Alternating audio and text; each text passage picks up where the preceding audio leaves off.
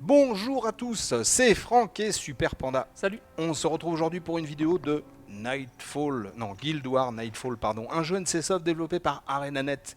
C'est sorti le 27 octobre, c'est pour les 12 et plus, ça se joue sur PC et uniquement, mais alors uniquement, oui, en ligne. Voilà. C'est ça. Voilà, c'est... Donc, mon bon Panda, qu'est-ce que tu peux nous dire sur ce merveilleux jeu qu'est Guild Wars, déjà que tu as aimé? Oui, j'ai le aimé. Troisième opus. C'est le troisième chapitre de la saga Guild Wars. Et donc c'est beaucoup plus axé PVE. Contrairement à Faction, le précédent opus qui était axé PVP, là c'est PVE. D'accord. T'as compris? Ah mais complètement. T'as tout compris. C'est quoi du MMO? J'ai tout compris. C'est quoi du MMO? On va reprendre à la base alors. On reprend tout. Alors au départ il y a de l'électricité et dans le PC. MMO c'est Massively Multiplayer Online. C'est des jeux qui se jouent uniquement sur internet comme celui-là. Mais celui-là c'est pas tout à fait un MMO. Puisqu'en fait, contrairement à un MMO, on raconte d'autres joueurs qu'en ville et que dans les avant-postes. D'accord. Quand vous partez à l'aventure, dans les plaines, dans les forêts, dans la jungle, vous n'aurez pas d'autres joueurs sauf les membres de votre groupe. Ok. Voilà, c'est la différence avec un MMO. L'autre différence, c'est qu'il n'y a pas d'abonnement payant. Contrairement à World of Warcraft, il faut payer tous les mois. Là, non, vous payez pas. Une quinzaine d'euros, je crois. Ouais, voilà. Là, il n'y a pas d'abonnement. On achète le jeu, donc qui vaut moins de 50 euros. Ouais, et qui se suffit à lui-même, pas besoin des autres Guild Wars. C'est pas un add-on. Voilà, donc 50 euros, on est autonome, on n'a pas d'abonnement et on joue comme un ouf. Et en plus, les chargements sont rapides, t'as vu? Ouais, nickel. Donc là, tu as tous tes coéquipiers qui sont avec toi. Alors, ce sont des héros. C'est la nouveauté de cet opus, la grosse nouveauté de cet opus, c'est qu'on peut enrôler, on trouvera des héros tout au long de l'aventure. Alors à la différence des mercenaires que l'on trouvait dans les opus précédents, qui sont encore présents, on peut prendre des mercenaires si on en a envie. Alors les héros, ils sont intéressants parce qu'on peut définir leur attitude. D'accord. On peut leur dire de combattre, c'est-à-dire ils vont attaquer tout le monde.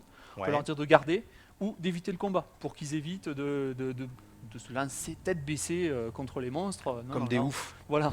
Donc si on veut éviter, si on veut courir vers une autre ville, si on veut éviter le combat, on peut leur dire d'éviter le combat et ils vous suivront, ils n'iront pas à combattre contre... ils n'iront pas chercher midi à 14h. Voilà, exactement, donc ça c'est intéressant. On peut aussi choisir leurs compétences. Ouais. Donc les faire évoluer, choisir leurs compétences, on peut les équiper. Donc c'est intéressant, là vous voyez mon équipement et on peut aussi équiper nos héros.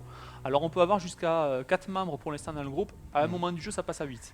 Ah, donc quand même 8 membres, tout compris, c'est-à-dire si vous prenez d'autres joueurs dans votre groupe, ils vont compter comme un membre. D'accord. Donc c'est tout compris, mercenaires, vous-même, les héros, vous pouvez avoir par exemple vous, vos 3 héros et 4 autres joueurs. D'accord, voilà. Ok. Alors, un bestiaire assez impressionnant. Là, on le voit d'ailleurs. Donc là, tu me l'as dit tout à l'heure, ça s'appelle des termites à lame. Voilà, termites à lame. J'en connais un ou deux et je t'avoue franchement que ça m'inquiète parce que je vois qu'on peut absolument pas leur faire confiance s'ils t'attaquent dans le dos. Très sale bête les termites à lame. C'est fou. Vous voyez le design qui est assez original. Ah oui, c'est une des grandes forces de Guild Wars d'ailleurs depuis le début, c'est qu'on le reconnaît au premier coup d'œil ce jeu. Ah oui. C'est vraiment très particulier. Alors là, patte graphique assez particulière. Assez impressionnant, comme tu dis, vraiment il y a des bestioles, ça donne pas envie. Hein. Ah, tu vas aider, je pense, ton collègue qui est, à mon avis... Ah non, c'est bon, c'est réglé. Une intelligence artificielle des héros qui est beaucoup plus convaincante que celle des mercenaires. Donc tu me disais que par rapport au deuxième opus, c'est ça, où carrément il y avait des héros qui fonçaient tête baissée dans les bastons. C'est les mercenaires qui font ces têtes baissées, on l'a dit au début. Donc là, on peut leur dire de pas y aller dans le combat et ils vous soignent, ils sont très efficaces en combat. Tu m'as aussi parlé de soins avant, pas maintenant. Là maintenant, ils ont réglé le problème, mais de potions de soins qui ne soignent rien. C'est pas des potions de soins, c'est des sorts de soins des mercenaires qui ne vous soignaient pas quand ils en avaient besoin. Donc c'était un petit peu gênant par moment. Là, ça a été réglé le problème et les héros sont tout à fait convaincants. Au niveau IA, rien à dire. D'accord. Alors là, à mon avis, je crois que tu ferais mieux de bouger un peu parce que moi je suis courageux moi. Ah mais je vois ça, c'est presque inconscient même. C'est presque inconscient. Là c'est un retrait stratégique on va dire. Ah mais attends, on va dire ça. Un peu. T'as pas de potion pour te régénérer un peu? J'ai des sorts mais c'est bon là, ma barre de vie est assez convaincante. D'accord. Alors dans le fond, sur votre droite, là-bas, voilà, on voit donc le fameux bigorneau de Saint-Malo. Coléoptère larvaire. Le coléoptère larvaire, mon deuil, je te dis, j'ai vu les mêmes à Saint-Malo au restaurant. Donc, alors lui, attention, nef. Donc, le truc aussi qu'on peut dire, c'est que c'est un jeu que tu as noté 16 sur 20, donc un bon jeu. Qui vaut le coup, qui est long, qui est vraiment... Durée de vie... très bonne durée de vie. Lisez le test de Beaucoup Panda. De quêtes, on peut jouer en PVP, joueur contre joueur, c'est quand même intéressant. Avec ses héros, avec notre personnage, accompagné de ses héros. Donc écoute, c'est bien. Hein. Et on peut aussi dire à nos héros d'aller à tel ou tel endroit, par le biais de petits drapeaux. Par exemple, là, je peux dire à Mélanie d'aller ici. D'accord. C'est un drapeau, il va y aller. Tac. Ouais. Donc Ok. ça, c'est quand même pas mal. Ouais, pas mal du tout. Stratégiquement, même pour le PVP, c'est assez intéressant de dire au héros va là pour faire un encerclement, c'est pas mal. Donc, tu recommandes absolument ce Ouais. jeu-là. Voilà. Et je crois que tu as raison. Alors, on récapitule vite fait. C'est un jeu qui coûte moins de 50 €, qui se joue, qui se suffit à lui-même. C'est pas un add-on. Il y a des bestioles un peu bizarres. Oui.